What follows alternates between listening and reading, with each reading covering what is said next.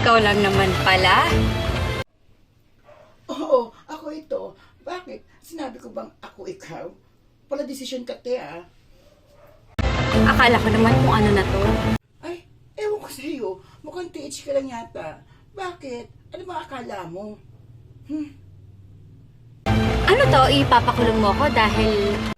Hulaan mo. Kasi pag hindi mo nahula, masasampal kita. Tandaan mo yan. Ngayon pa lang.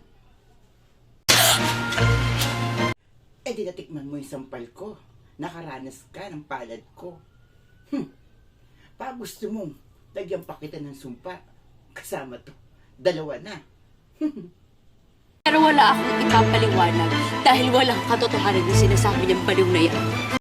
Ang sinasabi ko, yung anak mo, ayan o, kumuha ng mangga. May kasamang pulis. Pinahuli ng pulis. Ayan, kakausapin ka lang naman. Ang dadayo mong chika dyan. Syunga-syunga ka, te.